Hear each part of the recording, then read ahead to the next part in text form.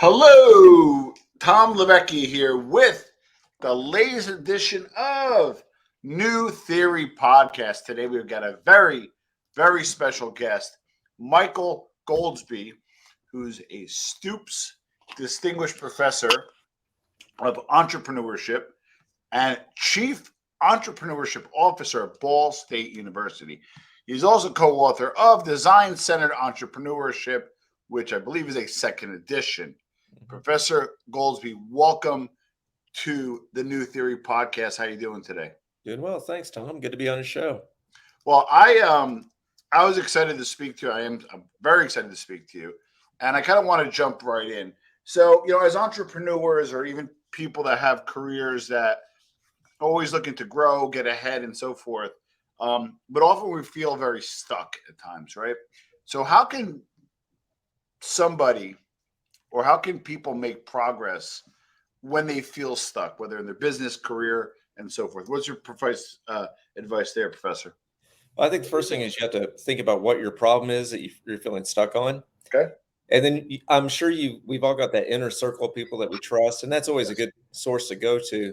Yeah. But I also think about other people who might have insights on that problem and go to people you don't know and try to see if you can, just have that conversation with them to see if, you respect them. You'd like to have some ideas maybe that they might have. And, sometimes it's just that one little new angle or perspective or new piece of information that can be that piece that you're missing to help you get unstuck. Well, I don't talk about this often, but I don't privately consult as much because I don't have a lot of time. But when I was in consulting for businesses or consulting for executives and the like, I said, please be careful of the loyal advocate. And I want you to weigh in on this. To me, the loyal advocate is I have a disagreement with my business partner. I have a disagreement with my biggest client. What do? I run back to my beautiful wife and said, honey, they're so unreasonable and blah, blah, blah, blah. I give my whole side of the story. So being the great wife that she is, for the most part, is supportive and says, you know what, you're right and they're wrong. And what happens is kind of festers a narrative and opinion internally, which may have an effect on my other actions, versus I might call Dr. Goldsby up and he might be like, Tom, you're an idiot and you're wrong. So walk us a little through that, because don't get me wrong, we have to go to our support system. And again, I don't know what you call it. I call it the loyal advocate. Give us kind of navigate that for us a little bit as well. Yeah, so I think it's something that I brought this entrepreneurship mentor into my classroom recently. He's been involved in entrepreneurship education for many years, and he had a great phrase. He said, these students have been working with you, and I'm going to help them get a dose of reality. And he said they need a dose of reality. And the thing about reality is, it can sometimes the reality can feel upsetting or frustrating because it's something that we really believe in and that we're committed to, and that we're pushing on. We might find out somebody doesn't think it's as great as we do, or our inner circle or our advocates do. Yes. However, I would tell you that it's probably good to get a taste of that reality verbally first before the physical real world shows you the consequences, because right, every decision is going to have consequences. Correct. And reality will display itself at some point. And if we can get a little idea about that reality ahead of time, maybe we can make some little adjustments. Because at the end of the day, I think and I was talking to my brother, he's a professor here at the University of Tennessee, where I'm currently visiting at the moment. And we were talking about how so many people have a short-term orientation. They're just trying to get to that next step.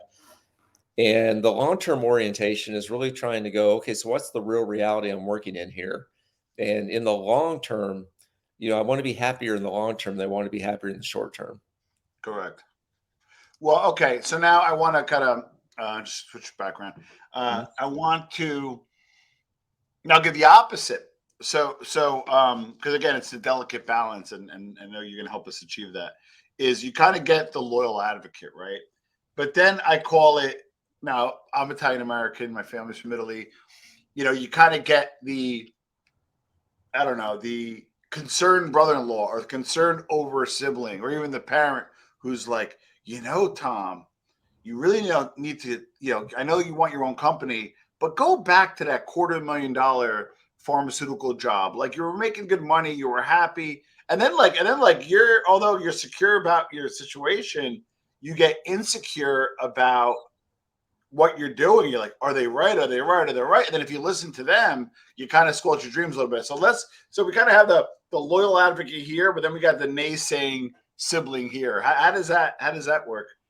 Yeah, that's the dance. And at the end of the day, the best advocate is going to be you for yourself. Yeah, true. So you've got to learn how to have those conversations with yourself. And I'm a big believer in prompts, using prompts to help guide your thinking. So we can do that with others. We can do it with ourselves. So, things like, if I do this, what might stop me from finding success if I do this? If I do this, at what cost? What am I having to sacrifice or give up for this? Is that worth it for me? So we're all individuals. We're on this individual journey, and we have people along with us on the journey. But your experience, Tom, is going to be yours, and you'll know better than anyone. But part of that also is that Tom understands Tom really well, right? Yeah. And that can take time. I think, as you were saying, the person you were when you were in pharmaceuticals and the person you are now as an entrepreneur, you've changed a little bit. You've learned some things. And so, there's something to be said for trusting your gut and trusting your own beliefs. But then also, as I like to call it, I think at the end of the day, what we're talking about here is a phrase I use a lot with students, entrepreneurs, business people. You do your due diligence, and then you make an informed decision. And if you can make an informed decision, you can sleep at the end of the day, and it may not turn out the way you hoped, or it may not work. Yeah. But if you make an informed decision and you don't do it just on your gut guides you, and then you get facts and you go out and you talk to people and you're advocates, and then also maybe some people who might be critical and new insights.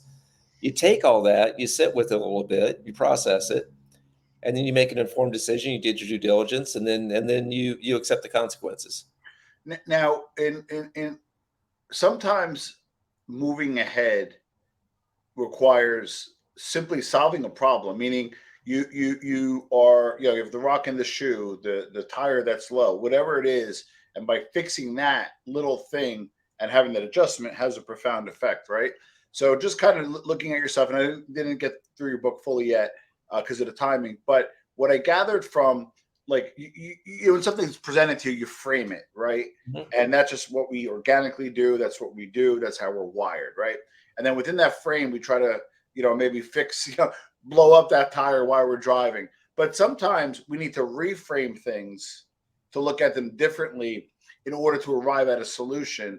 And reframing it constitutes, well, actually, I want you to answer. Just give us your idea and your thoughts on, why we need to reframe problems in order to arrive at solutions. Yeah, you summed that up well. So I would just add to what you said there.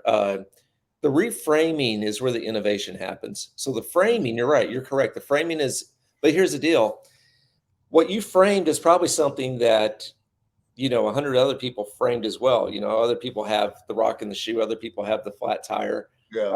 So, that's a reality. And so we probably, being in the zeitgeist we are, will respond with our many of the same initial framings. But then here's how we can reframe it, because reframing is where the new perspective or angle happens on it.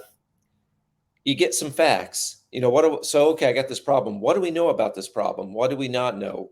Here's a big one. Are we making any assumptions about this problem that may or may not be true? Maybe there's something we're assuming that may not be true. My co-author did some work in China with a major agriculture company making tractors for Chinese farmers. And so in America, we have these huge, tractors, and the idea is efficiency and get it done a lot.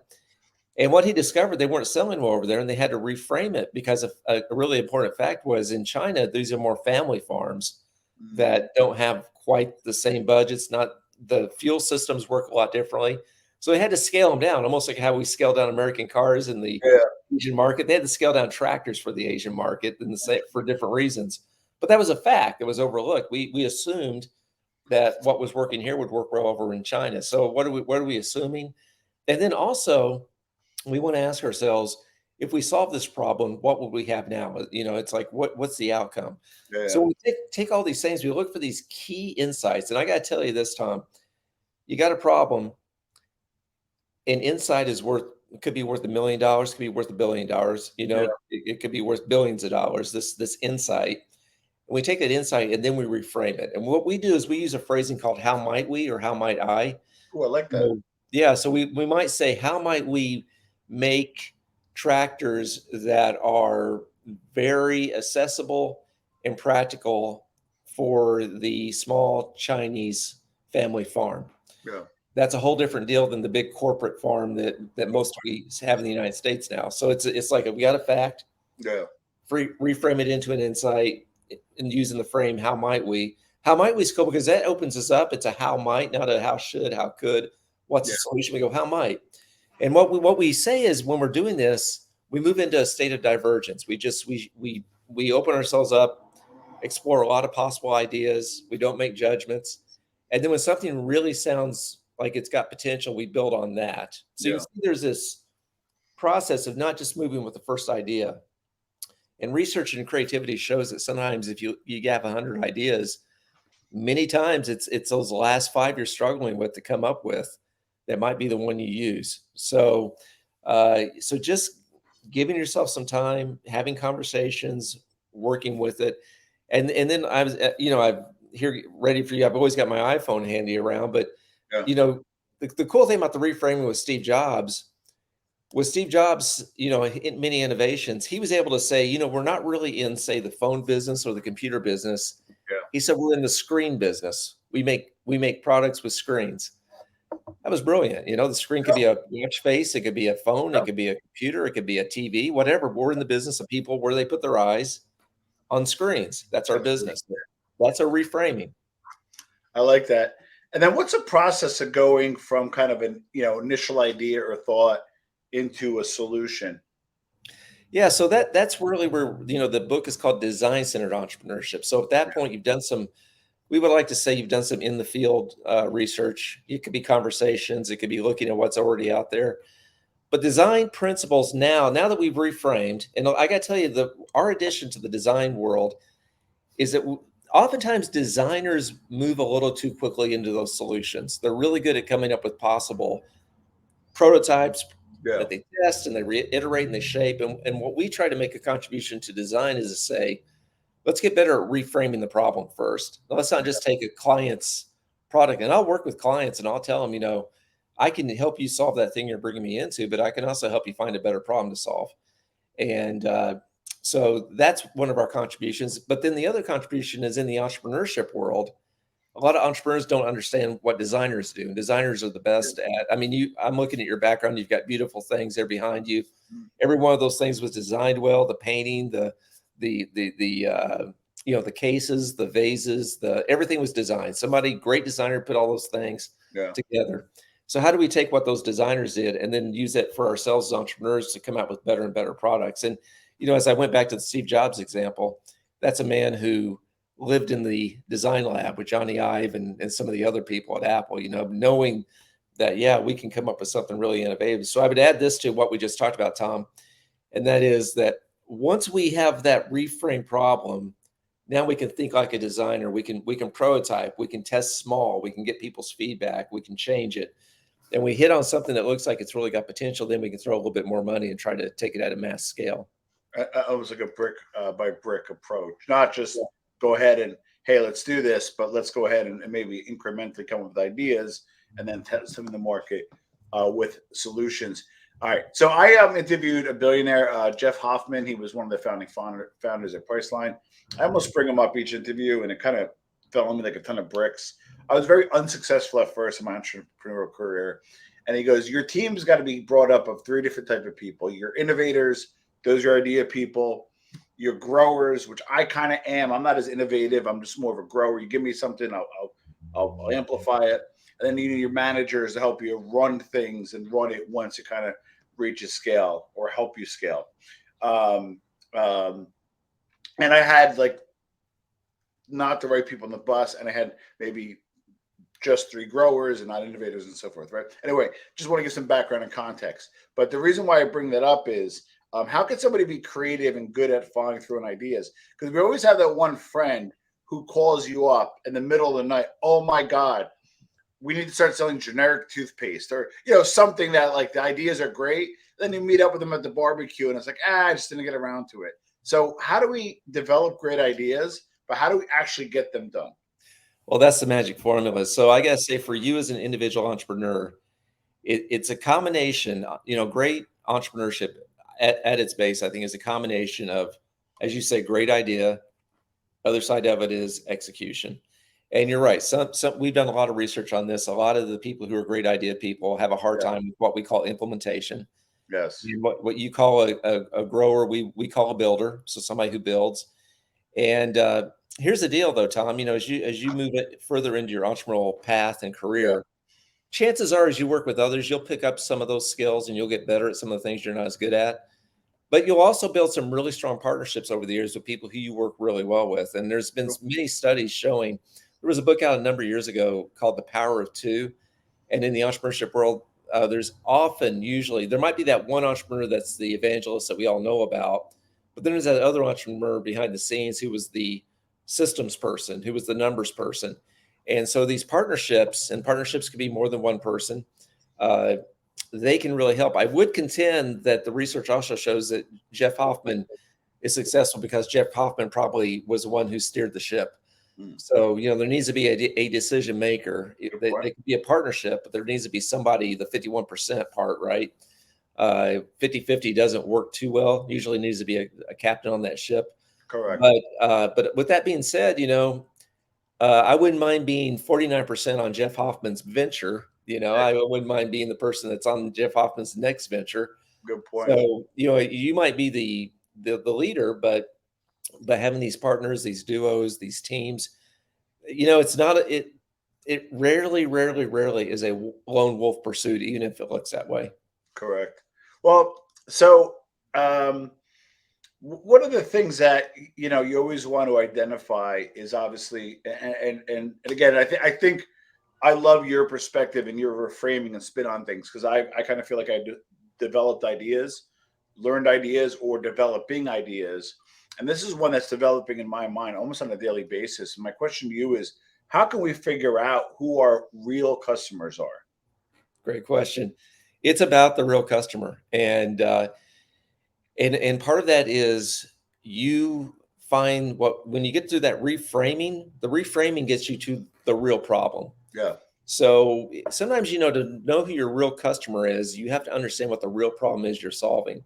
Good Because point. if we're focusing on that first problem, it may have one set of customers, but that real problem later that's reframed might be a different customer, or it might be some other element of that customer cares about. Correct. Perhaps we thought we were selling the customer this one thing, but it's something else. But I'll add this too.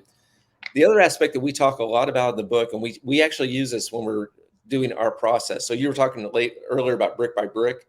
We would call brick by brick a process. It's steps to an outcome that we think, done enough, you get better at it. Done enough, you have a process that gets you to a good outcome. Not going to be perfect, but a good outcome. Yeah. Maybe a great outcome. But what I would say is, the real customer sometimes is somebody connected to who you think the customer is. Yeah.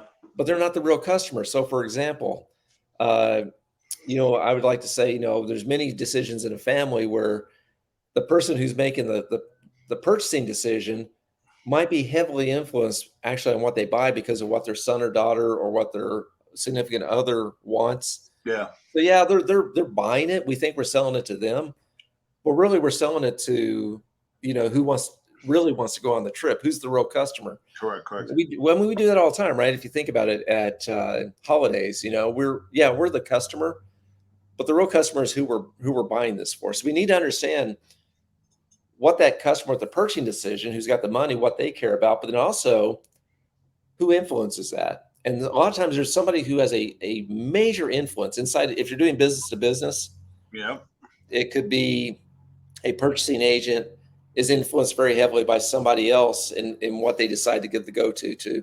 It's interesting, right? If you think about pharmaceutical sales back in the day, it was well known that the pharmaceutical salespeople would bring the donuts and and coffee to the nurses or to the staff in the front, right? Because they were the ones who determined if that pharmaceutical rep got to see the doctor later, if they got to go back and talk to the hospital administrator. There are those gatekeepers. So in the book we talk about gatekeepers. There are gatekeepers you might not ever get to who you think the customer is until you get past the gatekeepers. And in that moment, you know what? In that moment, they're kind of the real customer. I got to make a good case that what I'm selling to that company and to that decision maker is worth their time. I'm sure Jeff Hoffman, you're fortunate to speak to him. I have funding in my institute at school by 2 billionaires. I have 2 billionaire donors. Nice. And yeah, it's great. And great people. I don't see them very often. I'm usually talking to their gatekeepers, right? Yeah. Right. But we get that time occasionally. You've talked to Jeff, and I've talked to, my donors. But I know their world. And they're busy people. Their time is very valuable. And there's people that protect that time. So yeah, so the real customer is somebody who might be someone we're not thinking about, who might like that solution. And it also might be others who influence the people that we think have the decision. The crew, the influencers, etc. And sometimes, again, you not only have to get, whether it be a gatekeeper, that kind of stuff, but you also got to look out for the saboteur too, which like they'll be the gatekeeper and you present to them, and you got to find a way to find out what they're presenting to the decision maker because they might not be on board. So it's okay to get that alignment with that gatekeeper. One last thing before we wrap up. I like one of the things that was in the initial dossier that was sent on you. The great product, no market mistake, right? The new Coke, the Edsel, Crystal Pepsi. These are concepts that you would think these guys and gals would research this stuff. They have billions of dollars at their disposal. They got smarter guys than me, smarter guys than me out there that are researching this stuff. Talk us through that concept. Yeah, so a lot of entrepreneurship is right place, right time. Yeah. I think that is not talked about enough, but Correct. Sometimes it's being conscious enough of that very important principle to where sometimes something's not right for the market or correct. And here's the deal: the great product, no market idea essentially gets to sometimes you come up with something that's super cool, and it does something amazing, and it's ahead of its time. But that's the deal; it's ahead of its time, and so there's a principle in innovation that what people really respond to is something that is interesting, creative, unique, but also feels somewhat familiar. Correct. If it's too far outside their comfort zone, even if it's cool, there's not gonna be a big enough market. There might be a little niche. There might be these first movers that might purchase it, but if it's something that you want to provide at any scale beyond a hobby entrepreneur perspective or a specialist perspective, if you want any type of good sized market, that product one has to be something that people will be open to and embrace, something they feel they can use. There's often this idea of adoption cost. Is it something that I'm willing to invest myself, my time and my energy to try to use this thing? And if not, I'm going to shut down and I'm going to tell everybody else not to buy this thing. And so going back to the iPhone example, because it's one of the greatest things ever built. I was reading a book by Tony Fadell, who was a big part of that project. And he said he was a part of this company I think it was called General Device or something like that, General Magic, in the 90s. And apparently they had pretty much the iPhone in the 90s, and the market couldn't get their head around it. They just couldn't understand why in the hell anybody would need this and how to use it. But Steve Jobs bought that company later, hired that whole team in. And then when the timing was right after the iPod, once people got used to having something in their hands, he was like, well, now let's put something else in their hands. Now they know how to dial around this little music device. Maybe we can throw on a couple other things and they're ready for it. So right place, right time. And if you don't get the timing right, and you haven't made it palatable and easy to adapt, yeah, something that's phenomenal from an engineering standpoint or phenomenal from a creative standpoint may not be embraced. One thing I've taken up recently, Tom, over the last couple of years is playing guitar. So I listen to these guitar podcasts as well. And they oftentimes talk about these great musicians, phenomenal musicians who no one knows about because their music is so based in musical theory that only great musicians can appreciate. Yeah. That other musicians go, they're great. But you and me, Tom, we have no idea who they are because it's too outside our taste. It's too outside what we know. Interesting. Well, Doc, I mean, Professor, how can we find you? Yeah, so I'm easy to reach by my email, my university email, which is mgoldsby, MGOLDSBY at bsu.edu. But you can find out more about me and my partner and my co-authors on Mind to Momentum. That's MIND, the number 2, momentum.com, mindtomomentum.com. And we call it Mind to Momentum because that's what we all want. We want to take what's in our mind and get momentum on it. Love it. I'll put a link below. Professor Goldsby, thank you so much for being on the New Theory podcast. Thanks, Tom. It's been good to be on your show. Really enjoy talking with you. Pleasure is mine.